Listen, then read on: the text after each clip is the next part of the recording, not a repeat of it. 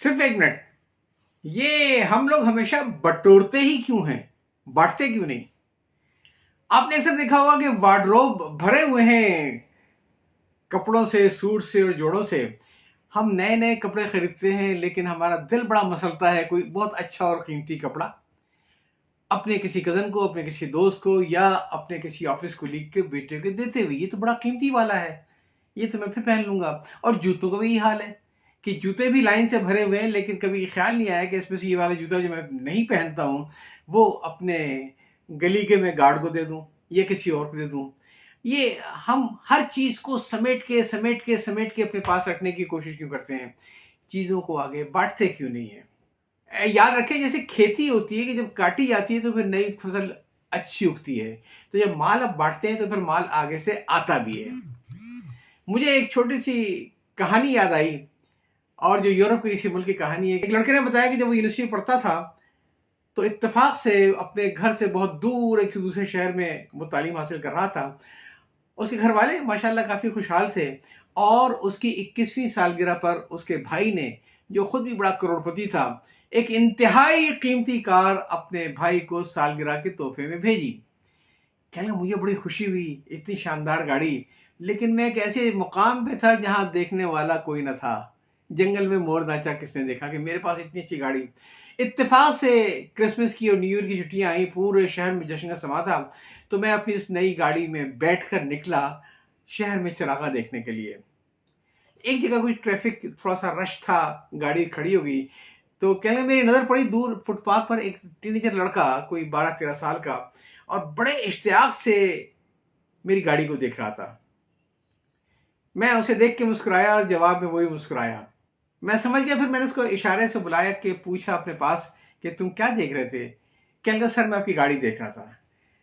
कहेंगे, तुम सिर्फ बाहर से देखोगे या अंदर से भी देखना चाहोगे? वो बताने लगा कि मैं थोड़ी देर के लिए उस बच्चे की कंपनी चाह रहा था। तो बच्चा बड़े शौक से बोला कि यस सर, मैं इसको अंदर से भी देखना चाहूँगा। तो कहने लगे, चलो मैं तुम्हें थोड़ी सी सैर करा के फिर छोड़ दूँगा। और कहेंगे, फिर मैंने उसको अपने साथ फ्रंट सीट पे बिठा लिया और हम लोग इधर-उधर की गप्पें मारते रहे, चरागाह देखते रहे, सिग्नल देखते रहे। तो थोड़ी देर के बाद मैंने उससे कहा कि चलो ठीक है, अब मैं तुम्हें जहाँ से लिया था तो मैं तुमको वहाँ उतार देता हूँ। उस लड़के ने बड़ा कुछ झिझकते हुए कहा कि सर आप ऐसा करें, मुझे वहाँ ना उतारें, अगर आप मुनासिब समझे तो मुझे मेरे घर पे उतार दें। कहेंगे, मैं दिल ही दिल में मुस्कुराने लगा कि ये यकीनन अपने मोहल्ले में ले जाकर, अपने घर के सामने ले जाकर सबके सामने शो मारना चाहता है कि देखिए मैं कितनी अच्छी गाड़ी में आज बैठा था।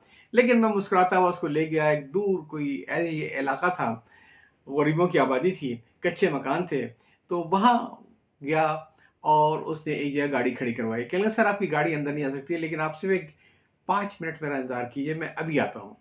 तो ये साहब जैसे ये वहीं पे खड़े होकर इसका इंतज़ार करने लगे, और उन्हें यकीन था कि अपने घर से अपने तमाम भाई-बहनों को वो लेकर आएगा और सबके सामने शेखी बखारेगा कि मैं इस गाड़ी में बैठा था, इसमें ये खूबी है, इसमें वो खूबी है, ताकि सब के सब रौब खा जाएँ कि कैसी ज़बरदस्त गाड़ी में बैठा था। लेकिन थोड़ी देर बाद मैंने देखा कि वो लड़का अकेला आ रहा था और उसकी गोद में एक 4 या 5 साल का माज़ूर छोटा भाई उसका था। कहने, 1 मिनट को मैं हिल कर रह गया। लेकिन जो अगली बात हुई उसने मुझे मज़ीद हिला के रख दिया। उसने कहा, जॉन तुम ये गाड़ी देख रहे हो? कितनी खूबसूरत गाड़ी है। ये इसको इसके बड़े भाई ने गिफ्ट की थी। मैं तुमसे कहता हूँ ना कि तुम थोड़ा-सा इंतज़ार कर लो। मैं बड़ा हो जाऊँगा तो मैं भी तुमको ऐसी ही गाड़ी गिफ्ट करके दूँगा, जिसमें तुम मेरे साथ बैठ के ऐसे ही पूरे शहर की रोशनियाँ देखोगे, जैसे आज इन जेंटलमैन ने मुझे सारे शहर की रोशनी दिखाई। वो कहने लगे कि मैं उसकी बात सुन के तड़प उठा, और जब गया मैं, जाने के बाद मैंने उस बच्चे को गोद में लिया और उस लड़के को बिठाया। कहने लगा, आज हम सारी रात सिर्फ शहर में घूमेंगे और तुम्हारा भाई भी आज वो तमाम शहर की रौनकें देखेगा जो तुम देख कर आए थे। फिर वो लिखता है कि उतनी अच्छी रात, उतनी खुशियाँ मिलने वाली रात मुझे ज़िंदगी में शायद दोबारा ना मिली। यह चाहता हूँ। अल्लाह हाफ़िज़।